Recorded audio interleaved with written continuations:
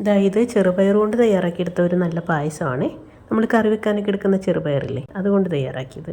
അപ്പോൾ ഒരു ഗ്ലാസ് ചെറുപയർ നന്നായിട്ട് കഴുകി വൃത്തിയാക്കി അതിലേക്ക് 2 ഗ്ലാസ് വെള്ളം ഒഴിച്ചിട്ട് പ്രഷർ കുക്കറിൽ ഒരു 4-5 വിസിൽ വരുന്നവരെ വേവിച്ചെടുക്കാം.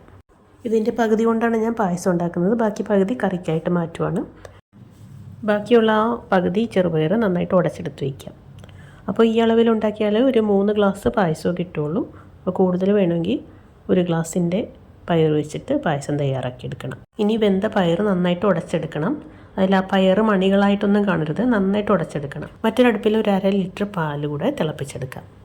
ഇനി ഇതിലേക്ക് വേണ്ട ശർക്കരപ്പാനി റെഡിയാക്കാം. 1/2 കപ്പ് ചെറുപയറിന് 1/2 കപ്പ് ശർക്കരപ്പൊടി 1/4 കപ്പ് വെള്ളം കൂടെ ഒഴിച്ച് തിളപ്പിച്ചിട്ട് അതാദ്യം ഈ ഉടച്ച പയറിലേക്ക് ഒഴിച്ചു കൊടുക്കാം. നന്നായിട്ട് ഇളക്കി ഇത് തിളച്ച് കഴിയുമ്പോൾ 4 ഏലക്ക ചതച്ചത് അതും ചേർത്ത് കൊടുക്കാം.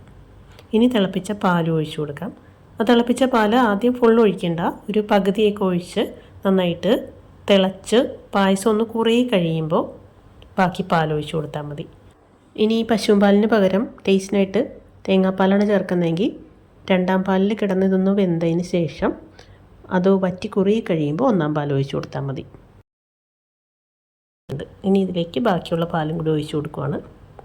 ഇനി ഇതൊന്ന് തിളച്ച് നമുക്ക് എത്രത്തോളം കുറുക്കണോ അതിനനുസരിച്ച് കൂടുതൽ സമയം വേണമെങ്കിൽ ഇട്ട് കൊടുക്കാം. ഇനി സ്റ്റൗ ഓഫ് ചെയ്യാം. ഇനി ഇതിലേക്കൊന്ന് വറുത്തിടാം.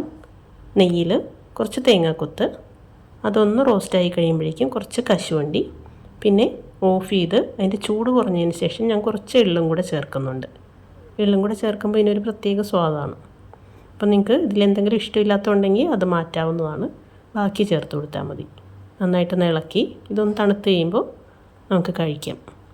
സാധാരണ നമ്മളെങ്ങനെയാണോ പായസം കഴിക്കുന്നത് ആ രീതിയിൽ തന്നെ കഴിക്കാവുന്നതാണ്. അപ്പോൾ എൻ്റെ ഈ ചെറുപയർ കൊണ്ടുള്ള പായസം ഇഷ്ടപ്പെട്ടു എന്ന് വിചാരിക്കുന്നു. ചെയ്യാത്തവരുണ്ടെങ്കിൽ ചെയ്തു നോക്കണം. Thanks for watching.